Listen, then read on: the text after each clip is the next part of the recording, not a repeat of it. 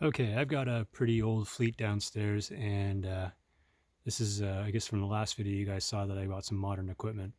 The whole reason for that is to try and try something new with weathering. Um, Everything I've got is old, therefore it needs to be heavily weathered in order to make any sense in a modern day layout. So by getting some newer equipment, I can try my hand at light weathering, which is what you're seeing right now. Uh, it's actually quite tricky to do this and not overdo it. Got to hold back every step of the way. Um, I want to thank Dan Arnold in Fostoria, Ohio. I think it's Dan's Railroad 2011. His channel, basically, I think he had this car. He had one of the longer models of this car, and he weathered it up a few years ago. So I followed most of his techniques, not all of them, but most of them. So special thanks to Dan. He really is a good resource for all of us. Anyway, so this is my first stab at a light weathering. And what I did was I saved the other car. I haven't touched it yet, just to show you some comparisons here. So I'll pull it over. This is the car I have not touched, brand new. And this is the car I weathered. So I'll just quickly go over what I did. I guess we'll start from the bottom, might as well. And I'll pull this off. So lots of details underneath. I did quite a bit underneath. Actually, I did a hell of a lot more than I did up top. So as you can see, I've got the kick up and I've got the splatter. I did quite a bit to the piping as well. Lots of powders, lots of painting.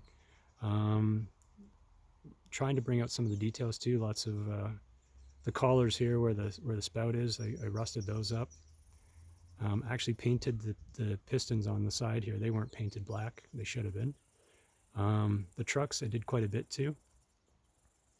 Tried to maintain the decal there. Painted the wheels, and the underside is all done as well.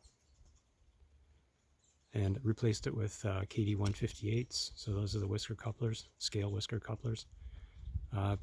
The underside I just did with acrylics and a bit of powder.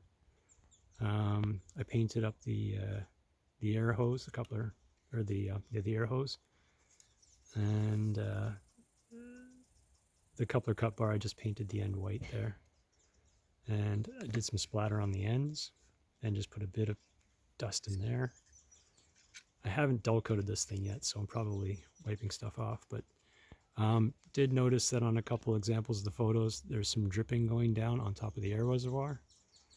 So there's representative of that in there, and it's coming from the high bay there, the high at the end there. And I used up top here on the sides, I used some powders to highlight the weld lines. And I just went in with raw umber, I think it is, the Winsor & Newton, and just slightly put some rust on there starting. So these guys have been around since 2007, I believe. There probably should be a bit more rust for 2022, but this is one I really wanted to hold back on, so I didn't do much on that. And then the roof, I did a little bit. There's very few photos of the roofs of these things. If anybody has one, I'd love one.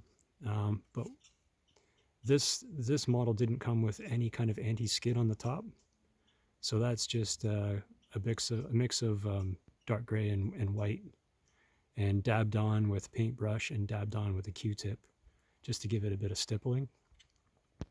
And then the roof walk itself, I put a little time into that. So that is just brown acrylic. And what I did there was I applied it on wet, and then I went back with just a clean wet brush. And this is the part where I wanted to highlight. The wet brush, I went down the middle of each roof walk and scrubbed away some of the paint. The idea there is that the guys are going to walk in the middle of the walkway and not on the edges. And so the boots will scuff the rust off and the dirt off and keep it relatively clean. So that's what I did there. Let's see what we got on this side. A few bits of splatter. And a bit more rust there. You can barely see it actually. Just each one of the panels had a bit of rust on it, not too much. And that was applied with a wide brush, and then gone over with a Q-tip, just to kind of blend it in. You can barely see it. And as I said, I have not dull coated this thing. I'm actually afraid to. So it still has a bit of sheen on it. I'm debating whether I should or not, or I should just leave it. I know they will fade down to a dull after a few years in the sun, so maybe I should, but I'll take anybody's comments on that. Anyway, oh yeah, and then I just followed it up with safety striping. So I went straight over top of the painted on stripes. The safety striping I have is very thin, so it doesn't matter.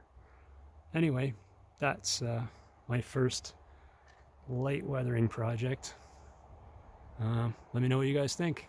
All right, have a good day.